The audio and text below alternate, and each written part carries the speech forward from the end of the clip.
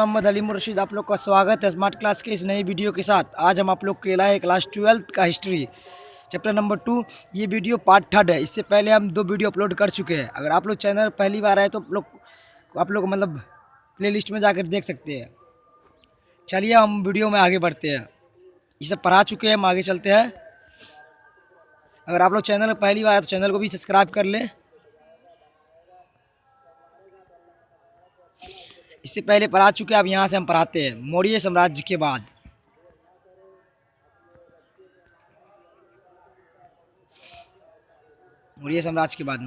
मौर्य साम्राज्य के पतन के बाद भारत में अलग अलग राज्यों का उदय हुआ।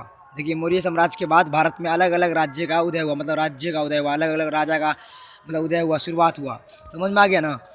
उत्तर में कुषाण वंश। अब देखिए, एग्जाम में पूछ दे कि कुषाण वंश कहाँ है, तो उत्तर में। आप लोग ध्यान से पढ़ते चलिए। उत्तर में कुषाण वंश, एग्जाम में अगर पूछ दे एग्जाम में कुषाण वंश भारत के किस एरिया में होता है, उत्तर में। समझ में आ गया। दक्षिण में शाक वंश। आप पूछ दे उत्तर में तो कुषाण वंश, दक्षिण में कौन है तो शाक्य वंश, शाक। समझ में आ गया ना। मध्य भारत में वकाटक वंश, वकाटक। देखिए देखिए, उत्तर में कुषाण वंश, पश्चिम में शाक वंश, मध्य भारत में वकाटक वंश। समझ में आ गया ना। वकाटक। दक्षिण पश्चिम भारत में सातवाहन वंश। इससे भी एक ऑब्जेक्टिव पूछा था, सातवाहन वंश के बारे में। 1-2 पॉइंट या एग्जाम में पूछ सातवाहन वंश के बारे में लिखने के लिए। तो सातवाहन वंश बहुत इंपॉर्टेंट है, आप लोग जरूर देखिए। दक्षिण भारत में चोर और पंडित जैसे सरदारी विकसित हुआ था। देखिए, दक्षिण भारत में कौन कौन सा राजा था उस समय। चोर था, पंडित था, सरदारी था, ये सब का विकास हुआ था उस समय दक्षिण भारत में। क्लियर। आगे चलते हैं हम। मगध साम्राज्य पर गुप्त वंश का स्थापना हुआ, मतलब चंद्रगुप्त मौर्य भी तो मगध वंश से थे। इसके बाद गुप्त वंश का शासन हुआ था मगध पे। समझ में आ गया ना। मगध पे गुप्त वंश का चंद्रगुप्त मौर्य के बाद। क्लियर। चलिए आगे चलते हैं। दक्षिण भारत में शासन। अब दक्षिण भारत के शासन के बारे में पढ़ेंगे हम।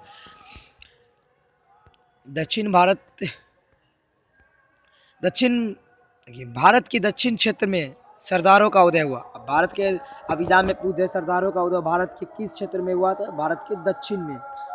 मुख्य रूप से तीन क्षेत्र थे, चोर और पांड्य। समझ में आ गया ना। मुख्य रूप से दक्षिण भारत में किस किस का उदय हुआ, चोर का, पांड्य। क्लियर। उस समय ये राज्य काफी समृद्धि हुआ करते थे। समृद्धि मतलब सब बड़ा बड़ा राज्य था उस समय। चलिए आगे चलते हैं। सरदार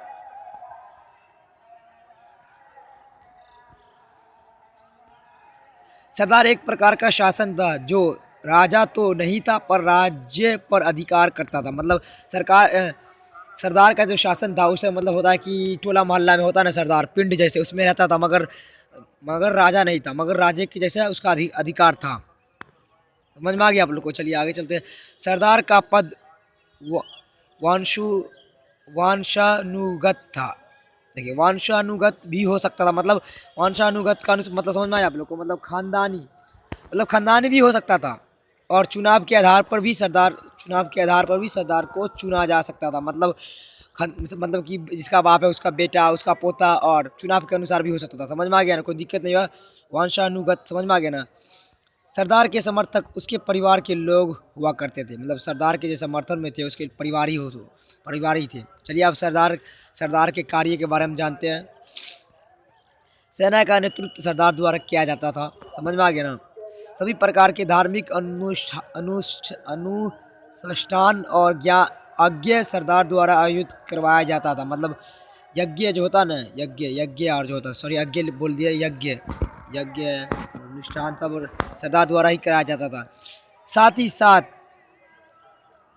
झगड़ा विवाद आदि सरदार द्वारा सुलझाया जाता था। मतलब जो भी झगड़ा हो रहा उसका भी निपटारा सरदार ही करते थे। राज्य की सभी प्रकार की व्यवस्थाओं पर सरकार की नज़र रहती थी। वह पूर्ण रूप से राजा तो नहीं था पर राज्य के लगभग सभी कार्य करते थे। मतलब उस समय सरदार थे, राजा तो नहीं था मगर लगभग में सारा काम वो राजा वाला करते थे। समझ में आ गया। चलिए आगे चलते हैं।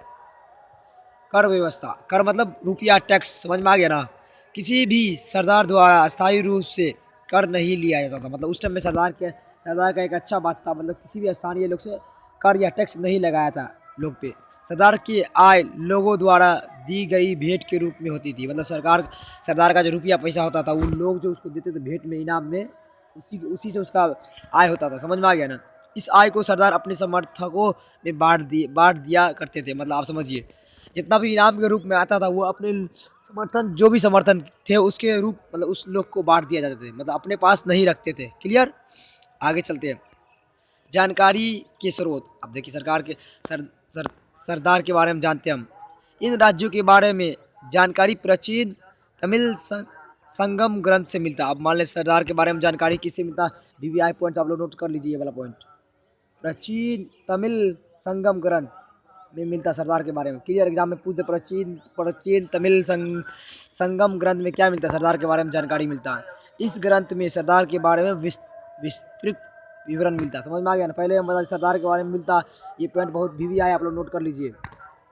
चलिए आगे चलते हैं। कुषाण वंश के बारे में पढ़ते हैं। एग्जाम में अगर पूछ दे कुषाण वंश भारत के किस हिस्से में, तो उत्तरी हिस्से में। क्लियर? भारत के उत्तरी हिस्से में कुषाण वंश शासकों का राजा था। समझ में आ गया? उत्तरी हिस्से यहाँ पे एग्जाम में पूछ सकता है कि कुषाण वंश कौन सा हिस्सा में था? उत्तरी हिस्से में। क्लियर? इन्हें देवीय शासक भी कहा जाता है। एग्जाम में अगर पूछ दे देवीय शासक किसे कहा जाता था? कुषाण वंश को। क्लियर? देवीय शासक लिखते चलिए आप लोग। इसीलिए ऐसा इसलिए कहा जाता है क्योंकि यह शासक खुद को देवता के समान दर्शने की कोशिश करते थे। समझ में आ गया ना? क्योंकि ये लोग देवता के समान खुद को मानते थे, इसलिए उसे देवीय शासन भी कहा जाता। देवीय शासन किसे कहा जाता? तो कुषाण वंश को। क्लियर? चलिए आगे चलते हैं। राजा स्वयं को सामान्य लोगों से अलग दिखाने के लिए खुद को देवता सम्मान दिखाने की कोशिश करते थे। यही बात हम पहले बोल दिए, राजा अपने आप को देवता के समान दिखाने की कोशिश करते थे। समझ में आ गया ना? ऐसा करने से जनता के बीच उनकी अच्छी छवि बनती थी। इसी अच्छी छवि के कारण राजा को लोगों का समर्थन मिला था। मतलब इसी अच्छी छवि के कारण राजा को लोगों का समर्थन मिला था। क्लियर? कोई दिक्कत नहीं किसी को? जिसको भी दिक्कत है कमेंट करते चलिए।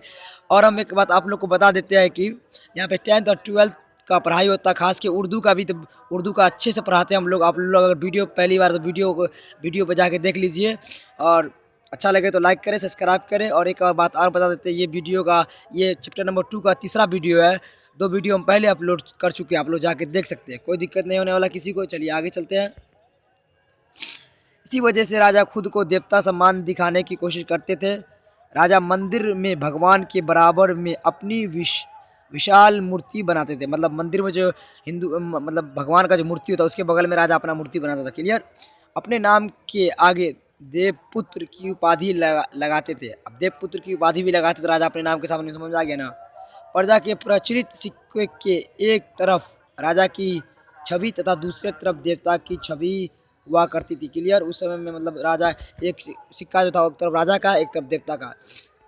इन सब तरीके से राजा खुद को देवता के समान दिखाकर प्रजा के बीच अपनी छवि को देवता सम्मान बनाते थे। क्लियर? चलिए गुप्त काल के बारे में पढ़ते। गुप्त काल। चंद्रगुप्त मौर्य के बाद मगध पे गुप्त काल ने शासन किया। अब गुप्त काल के बारे में पढ़ते हैं। मौर्य साम्राज्य के पतन के बाद मगध पर गुप्त काल का शासन हुआ। बोल दिए मौर्य के बाद गुप्त काल का शासन हुआ। इससे भी एग्जाम में 1-2 ऑब्जेक्टिव पूछता, हम बताते चलते, आप लोग लिखते चलिए। इसकी स्थापना श्री गुप्त द्वारा किया गया। देखिए आप एग्जाम में पूछ दे गुप्त काल का स्थापना किसने किया? श्री गुप्त। एग्जाम में पूछता ही कुछ बार। कब किया? 275 ईस्वी में। 275 ईस्वी में। समझ में आ गया ना? ये सब नहीं पूछता कब किया, मगर ये पूछता है कि गुप्त वंश के संस्थापक कौन या स्थापना कौन किया? श्री गुप्त। क्लियर? चलिए आगे चलते हैं। गुप्त काल को भारत का स्वर्णिम युग भी कहते हैं। देखिए ये भी एग्जाम में पूछता है कि भारत का स्वर्णिम युग कहा जाता है किसको? गुप्त काल को स्वर्णिम युग। समझ में आ गया ना? एग्जाम में पूछता है गुप्त काल के संस्थापक कौन है? भारत का स्वर्णिम युग किसे कहा था? गुप्त काल को। क्लियर? समझ में आ गया ना? आप लोग नोट करते चलिए, क्योंकि इसी दौरान भारत के सांस्कृतिक एवं शिल्पीय विकास यहाँ यहाँ पे अधिकतर सिक्के सोने के बने जाते थे। मतलब अब भारत का स्वर्णिम युग इसलिए भी कहा जाता है, यहाँ पर मतलब सोने का अधिकतर सिक्के तो गुप्त काल में ही बना था। समझ में आ गया ना। और यहाँ की राजकीय भाषा क्या थी? संस्कृति थी। अब यहाँ की गुप्त काल की राजकीय भाषा क्या थी? संस्कृति। अब नोट करते चलिए, समझ में आ गया। चलिए आगे चलते हैं।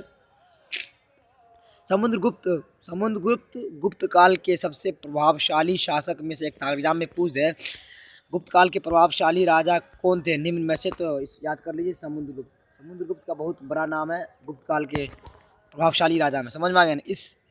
इस दौरान इस दौर के बारे में जानकारी साहित्य स्रोतों को और अभिलेख से मिलती है। अगर गुप्त काल के बारे में अगर पूछ एग्जाम में जानकारी किससे मिलती है, एग्जाम में पूछ जाएगी गुप्त काल के बारे में जानकारी हमको किस से मिलती है? साहित्य स्रोत से और अभिलेख से। क्लियर। इनमें से इन इसमें से सबसे प्रमुख साहित्य स्रोत कौन था? प्रयाग प्रशस्ति। अगर एग्जाम में पूछ दे प्रयाग प्रशस्ति के लेखक कौन है? राज्य कवि हरिसेन। एग्जाम में पूछ दे प्रयाग प्रशस्ति के लेखक कौन है?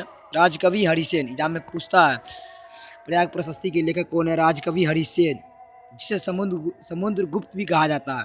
समझ में आ गया ना आप लोग को। इस रचना को संस्कृत भाषा में लगाया गया। देखिए अब प्रयाग प्रशस्ति की रचना जो हुआ था कौन सा भाषा में? संस्कृत भाषा में। क्लियर। ये चैप्टर खत्म हो गया। आप लोग को बता देते हैं कि आप लोग अगर चैनल में पहली बार है तो चैनल को सब्सक्राइब कर ले, और बता देते हैं कि यहाँ पर 12th और 10th दोनों का पढ़ाई कराया जाता है और चैप्टर वाइज। यहाँ पे उर्दू का खास करके पढ़ाई हो किया जाता है। अगर आप लोग को वीडियो अच्छा लगे तो वीडियो को लाइक कर ले, शेयर करें। ये तीसरा वीडियो, इसके बाद हम ऑब्जेक्टिव और गेस क्वेश्चन भी कराएंगे। चलिए मिलते हैं आप लोग से अगले वीडियो में।